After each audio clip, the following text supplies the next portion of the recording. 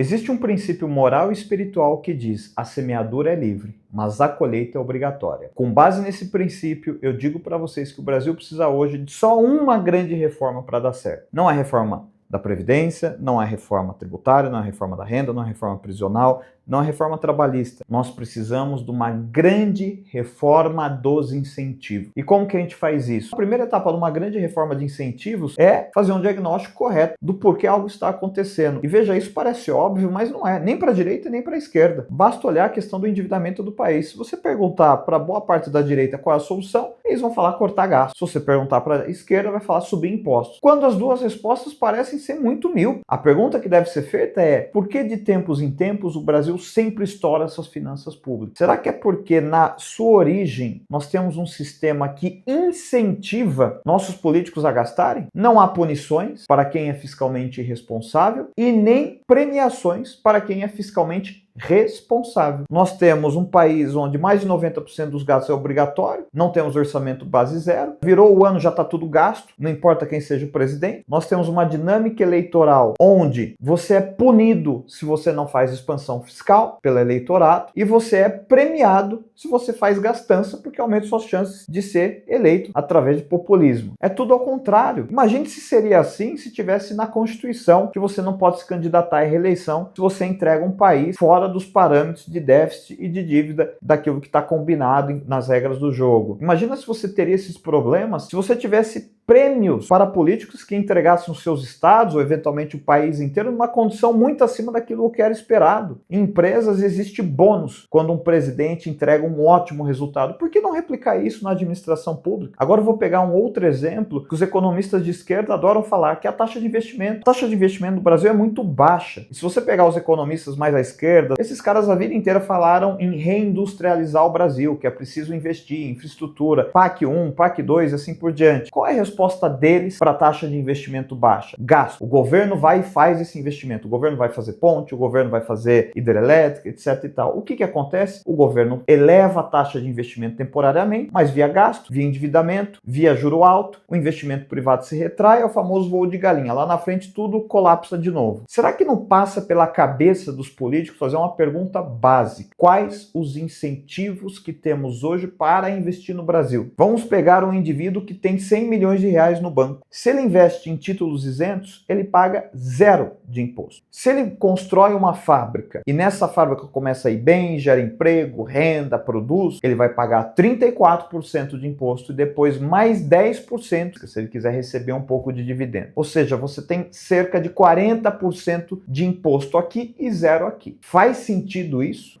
Os títulos isentos custam para o governo cerca de 40 bilhões de reais por ano. A taxação de dividendo deve gerar para o governo mais ou menos 20 bilhões de reais. O governo de esquerda, que em tese deveria ser o primeiro a combater as assimetrias, criou uma assimetria ridícula, onde você tem isenção para quem investe em renda fixa e taxação para quem gera emprego. O que seria melhor para o país? Mantendo o racional de carga tributária sem aumento. Eu deixar do jeito que está, ou eu pegar, colocar uma tributação convencional nos títulos isentos, igual a todos os outros títulos, pegar esse dinheiro e zerar o imposto de dividendo e reduzir, com o que sobrar, o imposto das empresas? Essa é a pergunta. O investimento é baixo porque o investimento é punido. O capitalista brasileiro gosta de viver de renda porque ele é incentivado. Ficar no sofá paga menos imposto e gerar emprego paga mais imposto. Isso é um problema de incentivo, não é de carga tributária. Não vai adiantar nada reduzir a carga tributária se não recalibrar os incentivos. Assim como não vai adiantar nada fazer um ajuste fiscal que resolva o problema de déficit num primeiro momento, sem recalibrar os incentivos. Lá na frente a gente vai capotar de novo.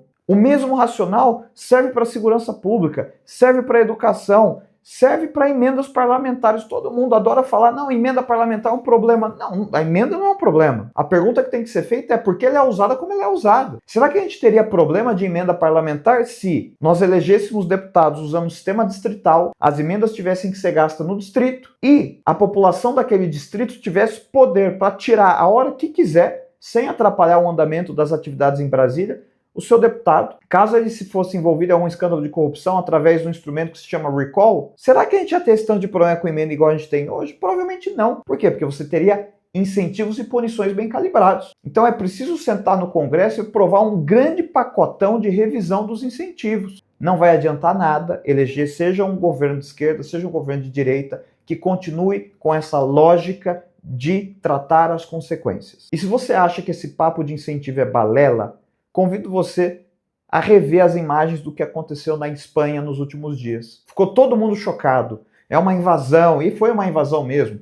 Homens em idade militar invadindo as fronteiras do outro país. Mas aonde que isso nasceu? Será que o problema foi esse? Deixa eu fazer algumas perguntinhas para vocês. Qual país da Europa é conhecido por ser um país que pega muito leve com quem entra ilegalmente? Qual país da Europa é conhecido por fazer vista grossa por quem já está lá ilegalmente? Qual país da Europa, agora a cereja do bolo, é conhecido por premiar, ou seja, incentivar quem está lá ilegalmente? Pois é. O governo de esquerda da Espanha recentemente premiou quem quebrou a lei e imigrou ilegalmente, oferecendo caminhos para a cidadania. Não é coincidência que o comportamento incentivado acaba se repetindo mais vezes e o comportamento punido acaba se repetindo menos vezes. Isso é ciência e comportamento humano, inclusive descoberto por um dos melhores psiquiatras, psicólogos da história, o Skinner. A Espanha incentivou a imigração ilegal e o que ela colheu? Imigração ilegal. Pois bem, a semeadura é livre, a colheita é obrigatória. Não adianta brigar com a realidade com o tipo de colheita que nós estamos fazendo. A gente pode até queimar essa colheita que não foi boa, mas se a semeadura continuar ruim, a próxima também será, e a outra também, e assim por diante.